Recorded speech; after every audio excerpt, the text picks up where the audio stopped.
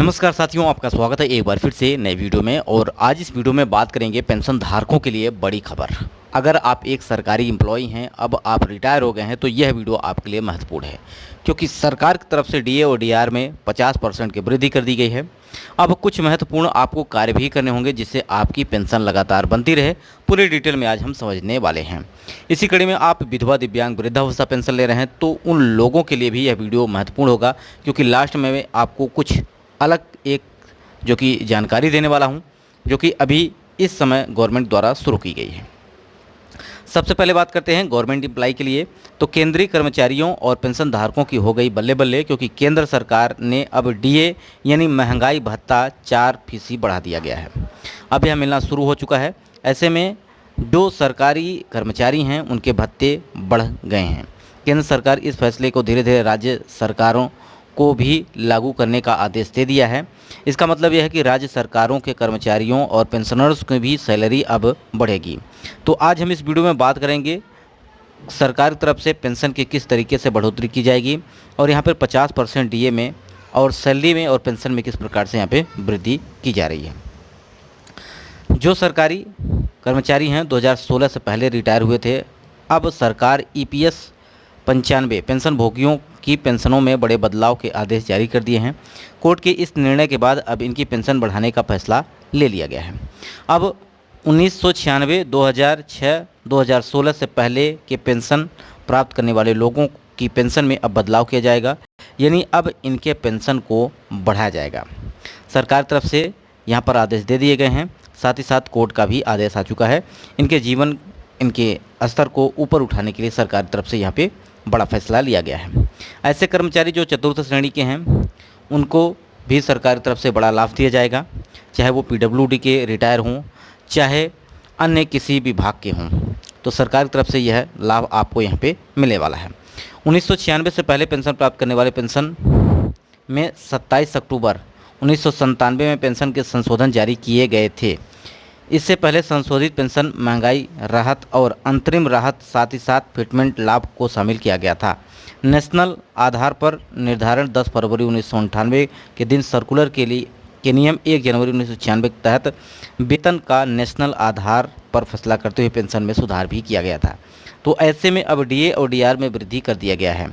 जब मूल वेतन बढ़ेगा तो उसके भत्ते भी बढ़ाए जाएंगे, जैसे मकान किराया, एचआरए बढ़ेगा, बच्चों की शिक्षा का भत्ता बढ़ेगा, बच्चों के केयर के लिए स्पेशल अलाउंस बढ़ेंगे, हॉस्टल में सब्सिडी का पैसा भी बढ़कर अब यहाँ पर मिलने वाला है। वहीं ट्रांसफ़र की सूरत में डीए मिलेगा आपको महंगाई भत्ता। ग्रेजुएटी सीलिंग की बात करें तो डीए के साथ भी यह भी बढ़ेगा। खुद के ट्रांसपोर्ट पर माइलेज अलाउंस मिलेगा, ड्रेस अलाउंस मिलेगा, डेली अलाउंस भी मिलेगा, यानी कई प्रकार के यहाँ पर अब आपको बेनिफिट मिलने वाले हैं। जो गवर्नमेंट एम्प्लॉई हैं उन सब के पेंशन में यहाँ पर बड़ी बढ़ोतरी की जा रही है। 7वें वेतन आयोग की सिफारिश के बाद अब यहाँ पर जैसे कि सरकार तरफ से डीए में 4% की फीसी तक बढ़ाया जाएगा, वहीं पे चिल्ड्रन ग्रेजुएशन अलाउंस में 25% की भी वृद्धि होगी। यानी जो गवर्नमेंट एम्प्लॉई हैं उनके बच्चों के पढ़ने में जो सरकार तरफ से अलाउंस दिए जाते हैं उसमें भी 25% की वृद्धि की जाएगी। अगर आप किसी भी चिल्ड्रन एजुकेशन अलाउंस के रूप में 2250 रुपये मिलते हैं तो अब इसे बढ़ाकर 2820 रुपये हो जाएगा। आपको बता दें कि डीए में 50% तक बढ़ने के बाद अब आपको अन्य अलाउंस भी बढ़ाए जाएंगे।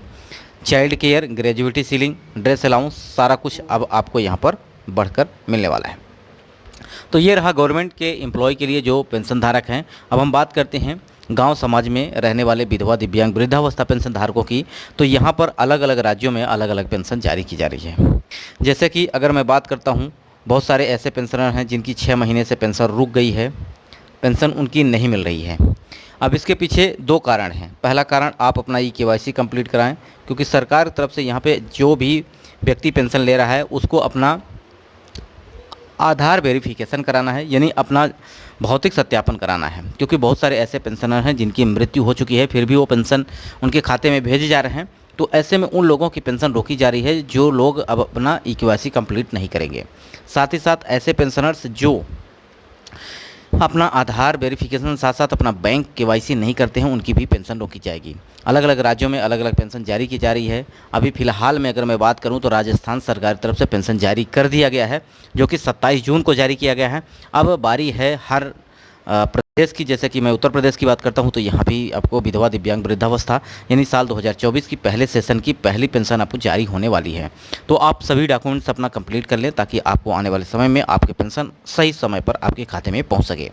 इसी कड़ी में बात कर रहे हैं सबसे ज़्यादा पेंशन की, तो सबसे ज़्यादा पेंशन जो अभी फिलहाल में दिया जा रहा है वो आंध्र प्रदेश सरकार की तरफ से दिया जा रहा है, जो कि 4,000 से लेकर 10,000 रुपये तक। इस पर मैंने अलग से भी वीडियो प्रोवाइड किया है। उसी कड़ी में अगर मैं बात करूँ तो हरियाणा सरकार की तरफ से बड़ी पेंशन में बढ़ोतरी की गई है, जिसमें आपको 3,000 रुपये पर मंथ पेंशन उपलब्ध कराया जा रहा है। तो इसी कड़ी में आपका कोई मन में प्रश्न है जिसे आप जानना चाहते हैं कि मैं उस पर वीडियो प्रोवाइड करूं तो आप कमेंट बॉक्स में बता सकते हैं, उस पर मैं आपको अलग से वीडियो प्रोवाइड करूंगा। वीडियो यहीं समाप्त करते हैं। नमस्कार।